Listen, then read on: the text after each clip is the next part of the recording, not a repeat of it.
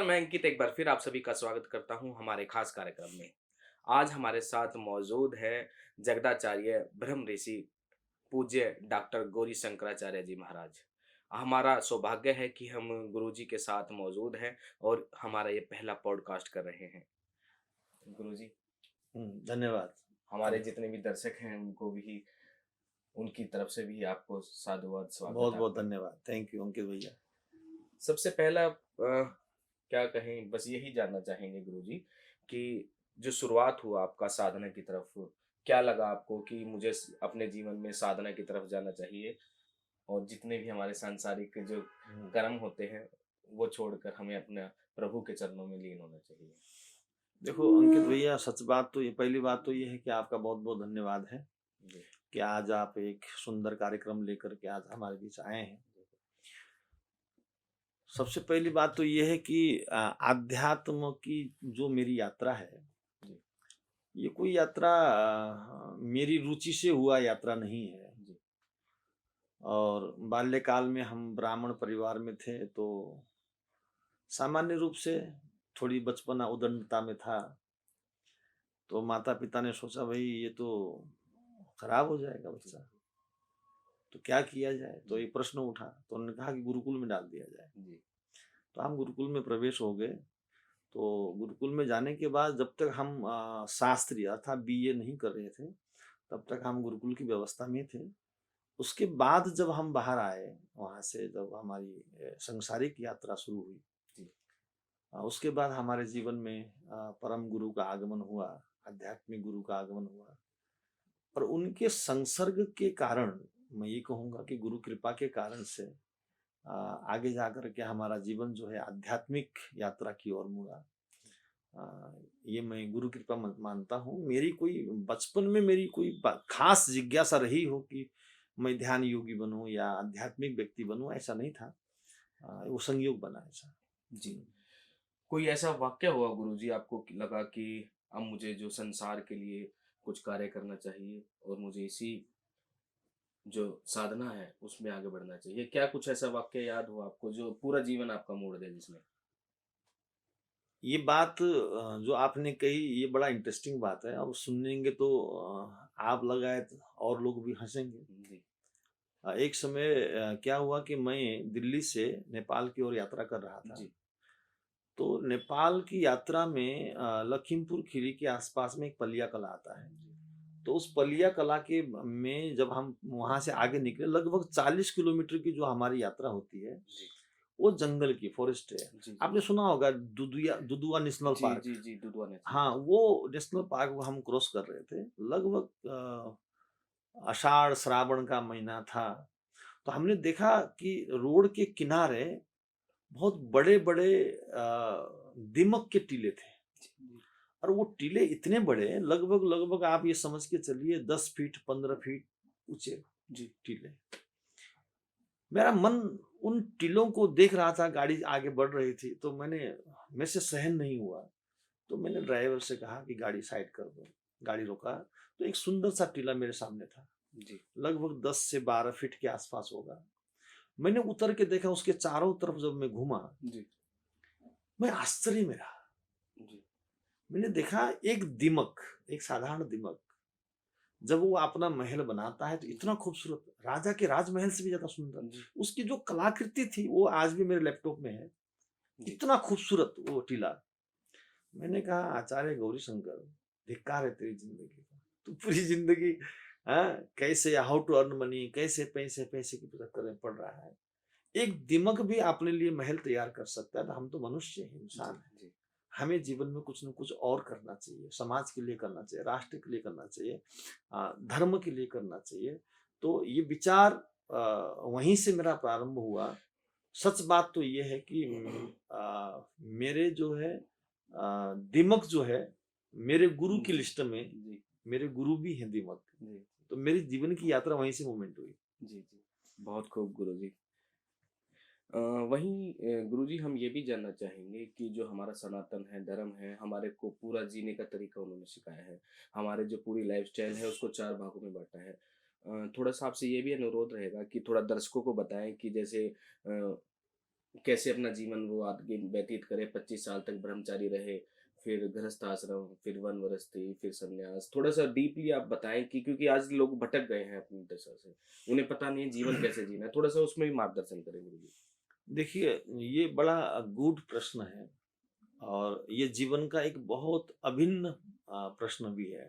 जी, हमारे महर्षियों ने हमारे जीवन को 4 भाग में ही बाँटा है। जी, पहली अवस्था बाल्य अवस्था है, जी, जिसको हम ब्रह्मचर्य अवस्था भी कहते हैं। जी, ब्रह्मचर्य का मतलब होता है कि वो समय, जिस समय हम विद्या अध्ययन को कर सकें, हम अ, अपने जीवन में शिक्षा की उस स्थिति को प्राप्त कर सकें जी, कि जो आगे जाकर के पूरे जीवन में काम आए। जी, उस समय पर ब्रह्मचर्य का मतलब है कि अगर हम सांसारिक क्रियाओं की तरफ या मैथुनी क्रियाओं की तरफ किसी का मन अगर भटकता है तो वो विद्या को हासिल नहीं कर सकता, जी, क्योंकि नीति कहता है ब्रह्मचर्यम परम ज्ञानम, ब्रह्मचर्यम परम बलम, सर्वम लक्षणहीनत्वम हन्यते ब्रह्मचर्य। जी, जिसके पास ब्रह्मचर्य है ज्ञान वही है, जहां ब्रह्मचर्य वहीं बल है, जहां ब्रह्मचर्य है वहीं शासन है।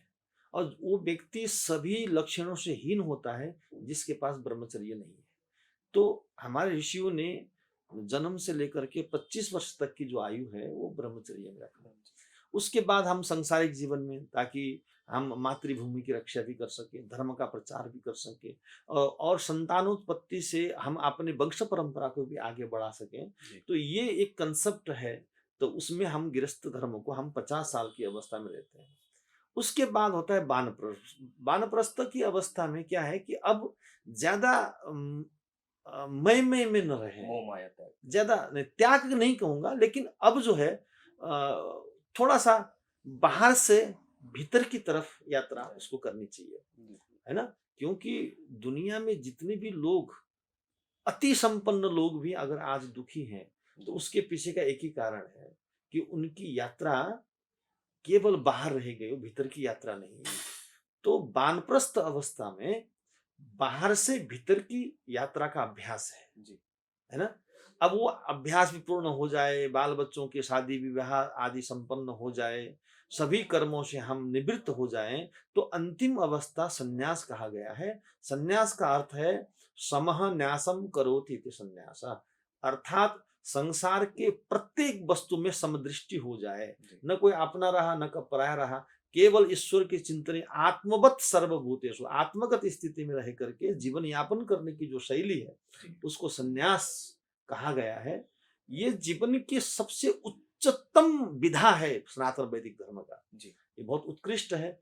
यह हमारा दुर्भाग्य है कि अभी वास्तव में समाज में अ, इस प्रकार की शास्त्रोक्त बातों को विधि पूर्वक सिखाने वाले, समझाने वाले या उस आचरण में रहने वाले, समाज को उत्तम मार्गदर्शन देने वाले आचार्यों की भी कमी है जी। और भक्तों की भी कमी है।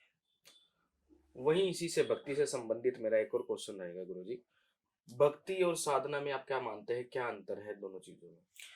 देखो, साधना और भक्ति, सच बात तो ये है कि दो नहीं है, एक ही है। जी, हम लोग जब ग्रंथ पढ़ते हैं या भागवत आदि पढ़ते हैं या श्रीमद् भगवत गीता पढ़ते हैं, मैंने बहुत सारे लोगों को देखा, भक्ति योग, ज्ञान योग, कर्म योग ऐसा जी, जी, बोलते हैं जी, ना, जी, आपने सुना होगा। हकीकत बात ये है कि ये अलग नहीं है। भक्ति योग अलग नहीं है, कर्म योग अलग नहीं है, ध्यान योग अलग नहीं है। जी, ये सारे के सारे एक ही है। जी, ये सीक्वेंस में आते हैं। देखो, भक्ति का अर्थ प्रेम जी, है ना। प्रेम कैसे होगा? जब आप किसी वस्तु को जानोगे तभी ना प्रेम होगा। जी गुरुजी। अगर आप किसी वस्तु को जानते नहीं, सपोज दैट आपने एक शब्द प्रयोग किया भगवान, उदाहरण के लिए, तो ये हमारे माता पिता ने, हमारे गुरुओं ने, हमारे आचार्यों ने विद्यालय में अनेक रूप से हमारे सामने ये प्रक्रियाएं आई, भाई ये भगवान भगवान भगवान है ना, ये राम जी है, ये कृष्ण जी है, ये जी, जी, हनुमान जी, जी है। जी, देखिए, आपका साक्षात्कार तो नहीं हुआ, जी, ठीक है। लेकिन जो आनंद आपको साक्षात्कार से होगा, किसी कही सुनी बातों में आपके मन में जीवन भर एक प्रश्न बना रहेगा, एक तर्क बना रहेगा। भक्ति उसका नाम है ज्ञान के द्वारा, समझ होने के बाद उसके प्रति जो आनंद की जो लहर है या उसमें जो डूब जाना है, उसके प्रति पूर्ण जो समर्पण भाव है, उसका नाम भक्ति है। जी, लेकिन भक्ति से पूर्व ज्ञान है। ज्ञान के बगैर भक्ति अधूरी है। अगर ज्ञान नहीं है, भक्ति किसी काम की नहीं। भक्ति का अर्थ अगर आप ये कहेंगे राधे राधे जपो, हरि ओम तत्सत, ओम नमो भगवते वासुदेवाय, इनका जप करना अगर भक्ति मानते हैं तो ये भक्ति नहीं है। भक्ति ये नहीं है, ये शब्दोच्चारण भक्ति नहीं है। भक्ति का अर्थ जैसे कोई व्यक्ति सरोवर में स्नान कर गया, पूर्ण आनंदित हो गया, अब उसका एक एक रोम जल से आच्छादित है। ऐसे ही जब आप परम सत्ता को जान लेते हैं, उस परम सत्ता के रस में भीग जाना, जी, एक एक रोम रोमांचित हो जाना, ये भक्ति है। ठीक बात गुरुजी। दोनों अलग नहीं है, एक ही है। भक्ति भी गुरुजी बिना गुरु के संपन्न नहीं। क्या मानते हैं एक व्यक्ति के जीवन में गुरु की क्या भूमिका रहती है और कैसे वो उसका आगे का जीवन मार्गदर्शित करते हैं? देखो, गुरु को लेकर के जहां तक मेरा अभ्यास अनुभव है, गुरु एक मार्गदर्शक है, ठीक है। और जीवन के किसी भी पर्याय में जी, मैं तो कहता हूं केवल आध्यात्मिक क्यों, अगर आज हम यहाँ बैठे हैं, जी, जिस कला से आपकी प्रस्तुति है, जी। क्या आप बिना गुरु के ये प्रस्तुति कर पाए हैं क्या? नहीं गुरुजी। ये कैमरामैन भाई बैठे हैं, क्या बिना कला के, बिना गुरु के, बिना समझे ये प्रस्तुति कर पाए क्या? बिल्कुल ठीक है। हाँ? एक गृहिणी अपने घर में भोजन प्रसाद तैयार करती है, क्या बिना गुरु के बना सकती है क्या? जी, मेरा मानना है कि जीवन के प्रत्येक कार्य में ऐसा कोई कार्य नहीं है जिसमें गुरु की आवश्यकता न हो। अध्यात्म तो सर्व शिरोमणि है, वो तो आवश्यक है, बिना गुरु का ज्ञान हो ही नहीं सकता, संभव ही नहीं है। जी। तो इसलिए चाहे आप भक्ति मार्ग पर चलो या ज्ञान मार्ग पर चलो, उसमें गुरु की नितांत आवश्यकता है। बिल्कुल, बिल्कुल गुरुजी ठीक कहा आपने। तो वहीं गुरुजी जैसे आज का दौर हम देखें सोशल मीडिया का दौर है, तकनीकी दौर भी कहा जाता है इसे। युवा कहीं न कहीं भटका हुआ लगता है, उसे पता नहीं किस मार्ग पर चलना है। कुछ युवा आपको भी पता है क्या चल रहा है आज के, क्या कुछ बताना चाहेंगे जो युवा देख रहे हैं उनको भी? देखो, 2 बातें हैं इसमें। पहली बात तो ये समझने की ज़रूरत है अंकित बाबू, वर्तमान का जो समय है वो बहिर्युग है। बहिर्युग का मतलब होता है बाहर की तरफ का युग जी, है, जी। ठीक है? हम लोग आँखों से जो देखते हैं, कानों से जो सुनते हैं, जीभ से जो हम स्वाद लेते हैं, केवल हमारी पूरी की पूरी यात्रा जो है, वो पूरी तरह से बाहर की तरफ हो गई है, जी, ठीक है? और इसी यात्रा में हमारा युवा पीढ़ी, जैसे शुरुआत में आपने प्रश्न किया था कि मनुष्य के जीवन की जो 4 अवस्थाएँ हैं, जो जी, ब्रह्मचर्य की जो अवस्थाएँ हैं, वो खत्म हो गई, जी, है ना?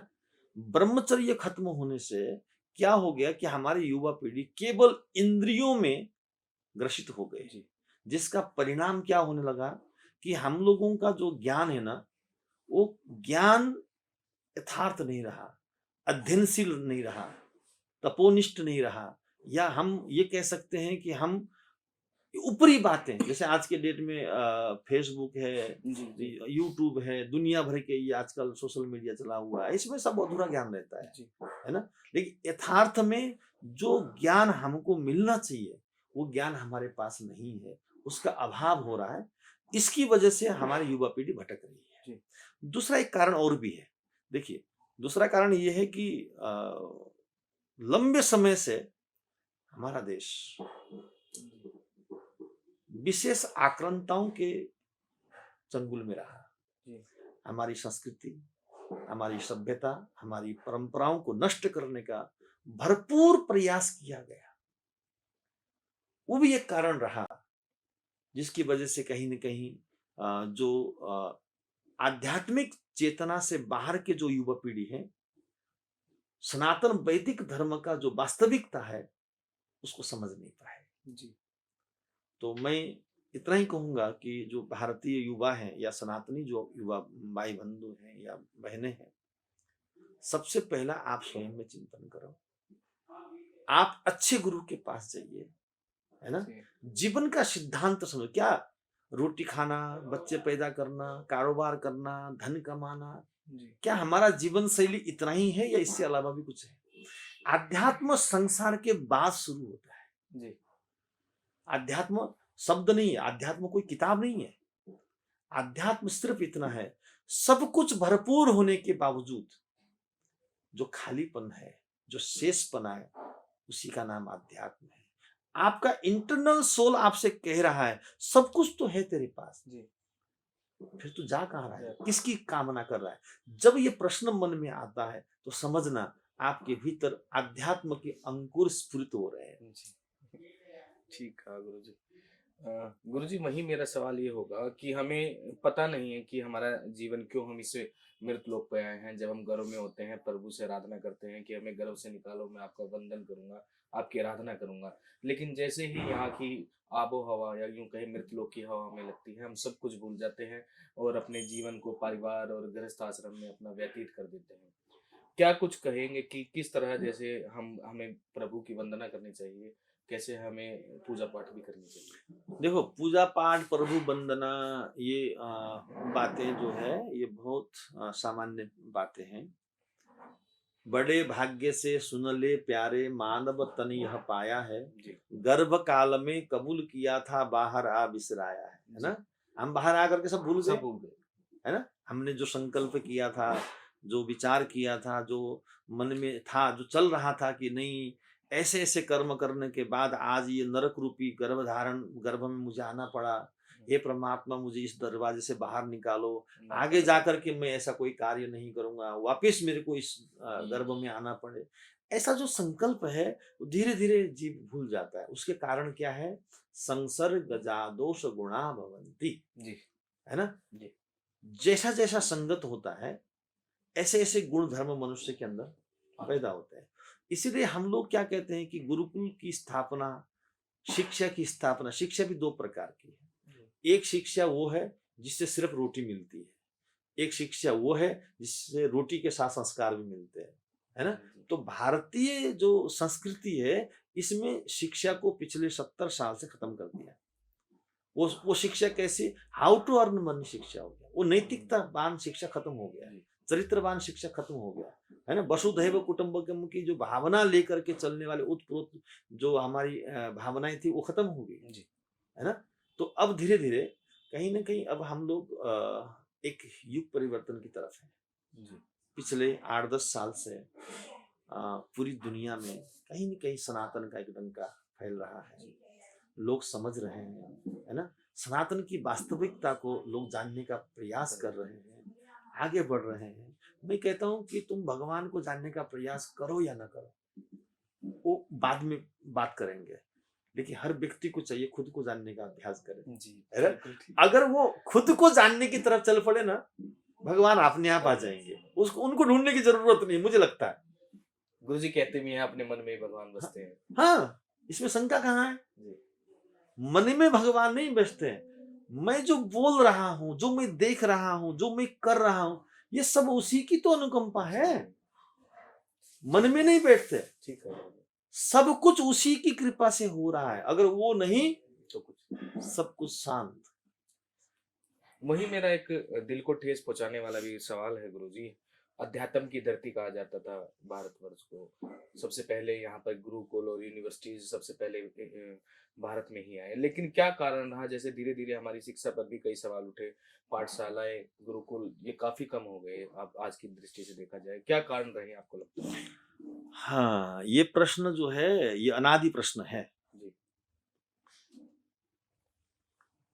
आपने कभी ईर्ष्या किन लोगों से की जाती है? जो बड़ा धनवान है। जी, गरीब से कोई ईर्ष्या थोड़ी करता है, जी, नहीं ठीक करता। एक समय था, है। जी, हमारा भारतवर्ष सोने की चिड़िया थी। बिल्कुल। हमारा भारतवर्ष ज्ञान की शिरोमणि थी। जी, हमारा भारतवर्ष विश्व गुरु था। अब सारे गुण केवल भारत में थे, और आश्चर्य की बात, सारे अवतार भी भगवान के भारतवर्ष में ही हुए, इस जी, है ना? तो ये जो प्रक्रिया जब देखा, जगत में दो किस्म के लोग होते हैं, जी, एक देव दूसरे असुर। जी, भारतवर्ष में रहने वाले जो लोग थे वो देवत्व की यात्रा की तरफ आगे बढ़ने लगे। जी, उन लोगों को सहन नहीं हो पाया जो आसुरी प्रवृत्ति से ओतप्रोत थे। जी, तो पूरी दुनिया ने भारतवर्ष को घेरा, भारतीय संस्कृति को खत्म करने का प्रयास किया। आप देखो, हम हजारों वर्ष तक दूसरे आक्रांताओं के संस्कृति में हम डर डर करके जिए हैं, जी, है ना। उसका मूल कारण और कुछ नहीं है, कोई कारण नहीं है। सिर्फ उन आक्रांताओं ने देखा कि हमारा साम्राज्य अब खत्म होने वाला है। जी, ये सनातन वैदिक जो वैदिक धर्म है, जो गुरुकुल पद्धतियां हैं, जो इनके आचार्य हैं, जो ये गुरु हैं, हाँ, इनका जो ज्ञान है इतना श्रेष्ठ है, इनके आगे हम कुछ भी नहीं है। जी, तो इनका इसका परिणाम ये हुआ, उन आक्रांताओं ने भारत की भूमि पर आक्रमण किया।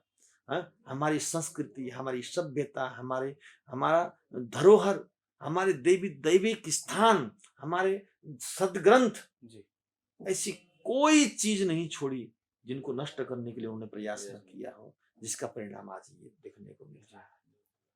लेकिन मैं इस कड़ी में एक बात जरूर जोड़ना चाहूंगा। हो सकता है कि कुछ लोग इस बात से सहमत न हो। जी, 2014 के बाद इस देश का सौभाग्य जागृत हुआ है। मैं कोई पार्टीधर व्यक्ति नहीं हूं, मैं किसी पार्टी का आदमी नहीं हूं। जी, लेकिन अगर कोई व्यक्ति समाज के लिए, राष्ट्र के लिए, धर्म के लिए जी, जी, अगर कुछ कर्म करता है तो मुझे लगता है कि उनको शाबाशी देना चाहिए, वो जी, शाबाश के पात्र हैं। जी, नरेंद्र भाई मोदी जी, जी, उनकी क्या कहूं, वो परमपिता परमात्मा की विशेष कृपा से वो इस समय भारत के प्रधानमंत्री हैं। जी, उनके इस गुण से आज पूरी दुनिया में सनातन धर्म का प्रचार प्रसार हो रहा है। जी, ठीक, यह हम सबका सौभाग्य का विषय है। जी, सनातन फिर जागेगा, सनातन फिर विश्व गुरु बनेगा। बहुत जल्दी ऐसा होने वाला है, आप देखिएगा, जी, बहुत जल्दी भारत पुनः विश्व गुरु बनेगा। जी, बहुत खूब गुरुजी। और हमारे सभी दर्शकों की और भारतवासियों की भी यही आशा है कि पुनः भारत विश्व गुरु बने। और आप जैसे साधु संत अगर इस धरती पर हैं तो जल्द ही ये कार्य भी होगा। तो गुरुजी मेरा एक और सवाल आपसे रहेगा कि युवा काफी चिंता का विषय है, आज के पॉडकास्ट भी हम देखते हैं। अपना माइंड कैसे वो कंट्रोल करें कि वो गलत प्रवृत्तियों से बचकर एक ठीक रास्ते पर चले। आपने काफी साधना की है, आपने लोगों को मार्गदर्शित भी किया है। सौभाग्य होगा जो युवा भी देखेंगे, उनको थोड़ा-सा आप गाइड करें कि कैसे अपना माइंड कंट्रोल रख के वो अपनी शिक्षा के प्रति आगे चलें। एक बात याद आई आपके प्रश्न में ना, बड़ा बहुत पुरानी एक बात याद आई मेरे को। जी, एक भक्त का मेरे पास फोन आया, जी, तो उसने कहा, गुरुजी हम आपसे मिलना चाहते हैं। मेरे बड़े नजदीकी बहुत प्रिय भक्त थे। जी, तो मैं सब काम छोड़ करके वापिस वहां आया अपने आश्रम में। तो वो ऐसे बैठे थे, तो मैंने कहा बोलो क्या बात है, जी, हमको याद कैसे किया। तो उसने कहा कि गुरुजी हम समझ गए। जी, मैंने कहा भाई क्या समझे। उसने कहा कि आप जहां रहते हो वो स्वर्ग है, जी, और जहां हम रहते हैं वो नरक है। मैं सुनता ही रह गया। जी, मेरे को लगा कि मेरे जीवन जीवन का जो तपस्या है, साधना है, अध्ययन है, आज पूर्ण हो गया। किसी को तो पता लगा जी, कि गुरु स्वर्ग में है और मैं हम नरक नरक में में हूं। हैं। जी, बिल्कुल। तुझे ये पता लग गया कि भाई तू नरक में है, गुरु जी, जी स्वर्ग में है। जी, मैंने कहा मोस्ट वेलकम, स्वागत है, आप जी, आइए, जी, इस नरक को छोड़ करके स्वर्ग में स्वर्ग आइए। में। खड़ा हुआ, जैसे उसने एक कदम आगे बढ़ाया और रुक गया। मैंने कहा क्यों रुक गए। तो मैं से कहता है, गुरु जी ऐसा नहीं हो सकता है कि मैं इस नरक को लेकर स्वर्ग में आ जाऊं। ये बहुत संभव खूब। नहीं है। जी, गुरुजी। नरक नरक को लेकर के स्वर्ग में प्रवेश नहीं हो नहीं सकता है। किया जा सकता। देखिए, अभी का जो समय है, 9 दरवाजे दुख घड़ा, 10 में कर विश्राम, सदगुरु ब्रह्मानंद खोल करे अमृत को पान। अभी का जो समय है ये कलयुग है।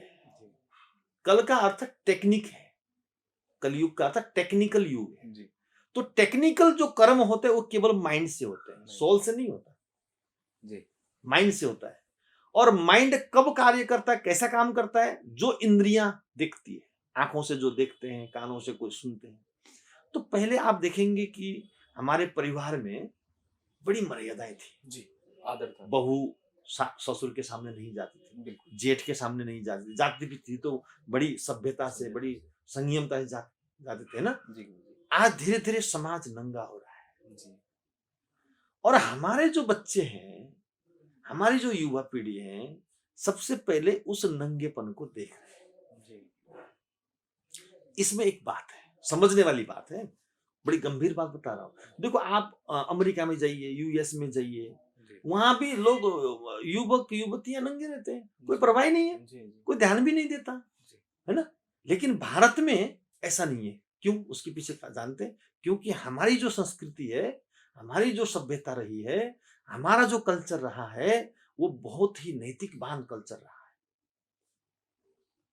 हुँ, लेकिन कहीं ना कहीं हमने वो खो दिया। परिणाम आज का जो सोशल मीडिया है, नंगापन है। जी, कितना दुर्गंध है सोशल मीडिया। बिल्कुल। आज एक एक मोबाइल के, अगर एक मोबाइल एंड्रॉइड फोन आपके पास है, इसका मतलब पूरी दुनिया आपके पास है, जी, पूरी अच्छाई भी आपके पास है और पूरी बुराई। बुराई भी आपके पास है। What do you want about your life? जी, आप अपने जीवन को किस ढंग से जोड़ना चाहते हो उस मोबाइल के साथ, ये आपके ऊपर डिपेंड करता है। अब यहाँ कमी कहाँ आई? अब कमी यहाँ आई कि वहां यहाँ का जो लोग है, जी, यहाँ की जो संस्कृति है, जी, वो धीरे धीरे क्या खत्म की होने की तरफ आ गए। जी, सभ्यता खत्म हो रही है, नष्ट हो रहा है। यह हम सबका दुर्भाग्य का विषय है। जी, जी, गुरुजी। वहीं गुरुजी एक और सवाल मेरा रहेगा कि काफ़ी लोग परेशान रहते हैं कि उन्हें अच्छे गुरु की भी तलाश नहीं हो पाती। क्या मानते हैं कि एक गुरु का जो आचरण है या कैसे वो गुरु की परख करे? ये बड़ी सुंदर बात आपने कही है। परख करने के लिए तो समाज में दो दृष्टियां हैं। जी, पहली दृष्टि ये कहती है कि गुरु सोने के सिंहासन में हो, जी, हजारों की भीड़ हो, जी, अच्छा खान पीन हो, चांदी की थाली में खाता हो, जी, है ना। जी, और वो बड़ा महान गुरु बनता है। जी, लेकिन धर्म और आध्यात्म इसकी इजाजत नहीं देता। जी, बाहरी रूप में जैसे हमने अभी अभी जो चर्चा की, बाहरी रूप की जो चर्चा में तो ये गुरु है। जी, लेकिन जो आध्यात्मिक चर्चा में अगर हम गुरु की बात करें, तो गुरु की पहचान करें कैसे? जी, पहली चीज तो यह है कि गुरु को जानने के लिए हमें शिष्य बनना पड़ेगा। जी, बिना शिष्य बने आप गुरु को कभी समझ ही नहीं सकते। आप अनंत जन्म तक, लाखों जन्म तक भी अगर लगे रहेंगे, जी, तब भी आप गुरु को कभी नहीं समझ पाएंगे, जब तक आपके अंदर शिष्यत्व नहीं आएगा। जी, क्या समझ में बात है? देखिए, उसका एक उदाहरण देके समझाता हूं। दूध अमृत है। जी, अगर गौ का दूध मिल जाए तो कहना क्या? साक्षात अमृत है। अमृत। लेकिन अगर वो दूध किसी ऐसे पात्र में, ऐसे बर्तन में डाल दिया जाए, जो रोड पे पड़ा हो और हजारों लोगों के ठोकर लगे हो, जी, और उस पात्र में और उस दूध को डाल दिया जाए, क्या दूध शुद्ध रहेगा? नहीं रह नहीं, सकता। दूध तो अशुद्ध होगा, जी, है ना। दूध का शुद्ध होना ही आवश्यक नहीं है। दूध के साथ साथ वो पात्र भी उतना ही पवित्र होना चाहिए जिस पात्र में आप दूध डाल रहे हैं। जी, आप समझे नहीं समझे? तो बिल्कुल। इसी तरह से श्रेष्ठ गुरु की कामना तो श्रेष्ठ है, लेकिन सही, श्रेष्ठ गुरु के लिए श्रेष्ठ शिष्य श्रेष्ठ बनना भी आवश्यक है।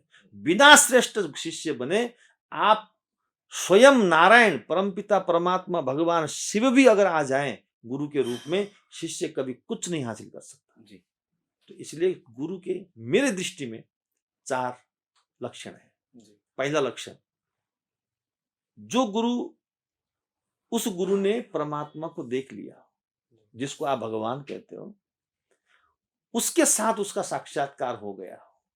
अगर योग्य शिष्य मिले तो अपने शिष्य को भी उस परमात्मा का दर्शन कराने की सामर्थ्य रखता हो। जी, गुरु का पहला लक्षण।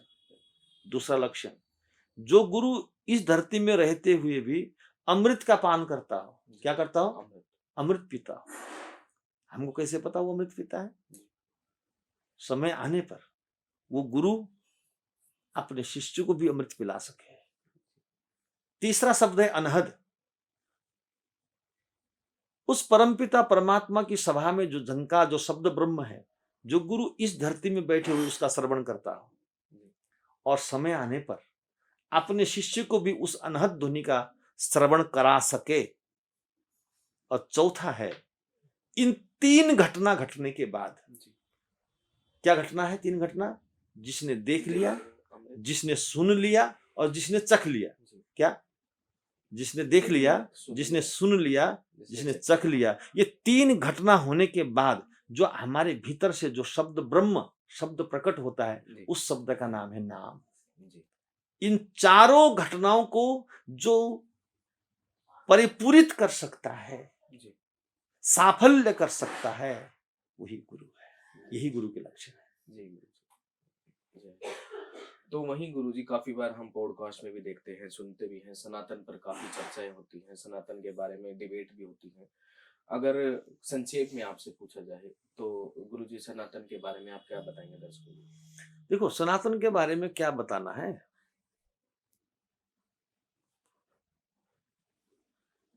सनातन का अर्थ ही इतना है, जो था, जो है, जो रहेगा।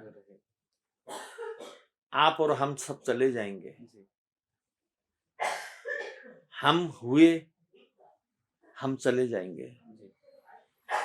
लेकिन इस धरती में, इस सृष्टि में एक ही चीज सत्य है, उसी का नाम सनातन है।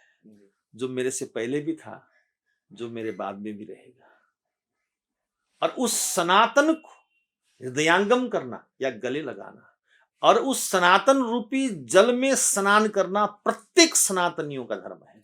यही हमारा कर्तव्य है। जी गुरुजी, हाल फिलहाल में हमने देखा होगा कि बांग्लादेश में भी एक घटना हुई, वहां किसी निर्मम हत्या कर दी गई। क्या कहेंगे ऐसी घटनाओं के बारे में? देखिए, ये घटना हम सब के लिए है। ये नहीं कि केवल भारतवासियों के लिए या सनातनियों के लिए नहीं, ये मानवीय इतिहास की सबसे घृणात्मक घटना है। इससे बड़ी घृणा इस दुनिया में कुछ नहीं हो सकता, है ना? एक मरे हुए व्यक्ति, देखो 2 बातें समझो। जब युद्ध होता है तो उसमें कुछ अच्छे लोग भी मरते हैं, बुरे लोग भी मरते हैं। आंदोलन तो सब जगह होता है, भारत में भी होगा, नेपाल में भी अभी अभी हुआ, आपने देखा, और देशों में भी होता है। युद्ध सब जगह होता है। लेकिन युद्ध में अच्छे लोग भी मारे जाते हैं। ये कोई बड़ी आश्चर्य की बात नहीं, ये घटना है। घटना जब घटती है तो बहुत सारे लोगों को दुख तो होता है, लेकिन घटना घटना है, परिवर्तन के लिए घटना है। लेकिन आप बांग्लादेश की घटना को जब आप देखेंगे, पहला उसको मारना, फिर उसको नंगा करना, है ना, फिर उसको लटकाना, फिर उसके ऊपर कोई ज्वलंतशील पदार्थ को डालना और उसको आग लगाना, ये राक्षसीय प्रवृत्ति की अंतिम चरण अवस्था है। जी बिल्कुल ठीक। मैंने तो भारत सरकार से भी कल अपील की है। कल काफी मीडिया लोग आए थे, मैंने अपील की है पशुपति अखाड़े की तरफ से, भारत में रहने वाले जितने भी ये बांग्लादेशी हैं, इन सबको देश निकाला करना चाहिए। ठीक है। एक भी बांग्लादेशी को भारत में रहने की इजाजत नहीं है। इनको ढूंढ ढूंढ करके यहाँ से निकालना चाहिए। और मैं भारत सरकार से ये भी हमने अपील किया है, आप ये देखो, इतने जितने लोग यहाँ शरणार्थी बने फिरे हैं, इस देश का पानी पीकर, इस देश की रोटी खाकर, इस मातृभूमि के छाती में चढ़ करके इस प्रकार का तांडव करने वाले जो लोग हैं, इनको देश निकाला कर देना चाहिए। इतने लोग तो बांग्लादेश में भी हिंदू नहीं है जितने यहाँ ये मुस्लिम जो लोग हैं, हाँ, ये शरणार्थी बने फिरे हैं। मैं तो कहता हूँ भारत सरकार से भी हम तो प्रार्थना करते हैं कि उन हिंदुओं को यहाँ शरण दिया जाए और इन नलायकों को यहाँ से खदेड़ दिया जाए। ठीक है, बहुत खूब। वहीं गुरुजी, अब लास्ट चलते हुए हमारे दर्शक जो आपको देख रहे हैं, अपने मुखारबिंद से आप क्या उनको कुछ संदेश देंगे या किस तरह अपना जीवन जिए, क्या आप उनको मार्गदर्शित करेंगे? देखिए, मैं सनातन धर्म प्रेमी जितने भी बच्चे हैं, मैं सबको एक ही बात कहना चाहूंगा, हम सब के पास शिक्षा होनी चाहिए। जीवन के लिए शिक्षा सर्वोपरि है। हम सबको शिक्षित होना चाहिए। एक अच्छा शिक्षित व्यक्ति ही एक अच्छा स्वस्थ समाज का निर्माण कर सकता है। और हम ये भी चाहते हैं कि शिक्षा के साथ-साथ हम संस्कारित भी बने, और संस्कार, शिक्षा अगर जीवन है, तो उस जीवन की आत्मा संस्कार है, और आत्मा के बगैर शरीर का कोई मूल्य नहीं है। जी। है ना? संस्कार युक्त हम शिक्षा को ग्रहण करें, और हम सब सनातनियों को जागने की आवश्यकता है। हम सबको इकट्ठा होने की आवश्यकता है। जो आप अनावश्यक कर्मों में धन व्यय कर रहे हैं, आपने जगह-जगह सामान्य छोटे-छोटे गुरुकुल बनाने के लिए, विद्यार्थियों को पढ़ाने के लिए, सनातन वैदिक धर्म को आगे बढ़ाने के लिए आप लोगों का साथ, आप लोगों का सहयोग अपने-अपने क्षेत्र में सबको करना चाहिए। यही मैं मंगल कामना करता हूँ कि देखिए, धन बहुत लोगों के पास है आज के डेट में। लोगों के पास मैं ये देखता हूँ कि रखने के लिए भी जगह नहीं है। लेकिन वो धन अपने ऐशो-आराम में आप लोग व्यतीत कर रहे हैं। मैं बुराई नहीं मान रहा हूँ, ये अच्छा ही है। लेकिन आप ये देखो, जब ये देश ही नहीं रहेगा, ये सनातन धर्म ही नहीं रहेगा, कल हमारे बहू-बेटी के साथ जो निर्मम हत्याएँ, जो घटनाएँ, आज भारत जैसे देश में 6 प्रांतों में आज हम अल्पसंख्यक बन गए, और वहाँ हिंदू अपने देश में रहने, हम बांग्लादेश की बात कर रहे जी। हैं, हम अपने देश में खदेड़े गए, कश्मीर से वहाँ के पंडित भागे गए। आप सोचो कल स्थिति क्या होने वाली है। हम ये कहते हैं प्रत्येक सनातनियों का धर्म है अपनी कमाई का 10वां हिस्सा सनातन वैदिक धर्म की रक्षा के लिए आप आगे बढ़ें, और जगह-जगह गुरुकुल की स्थापना करें, सनातन संस्कृति को आगे बढ़ाएं, सनातन प्रक्रियाओं को आगे बढ़ाएं, और आचार्य धर्मगुरुओं के पास जाकर के सनातन वैदिक धर्म को आगे बढ़ाने में आप सहयोगी बने। यही मैं मंगल कामना आप सबके लिए करता हूँ। जी, धन्यवाद गुरुजी। और धन्यवाद, आपने अपना इतना बहुकीमती समय हमारे धन्यवाद। दर्शकों के लिए निकाला। Thank you. धन्यवाद। तो ये थे हमारे साथ गुरुजी, जिन्होंने बताया कि कैसे हमें अपना जीवन व्यतीत करना चाहिए। इसी तरह हम दूसरी हस्तियों से आपको रूबरू कराते रहेंगे। तब तक के लिए धन्यवाद।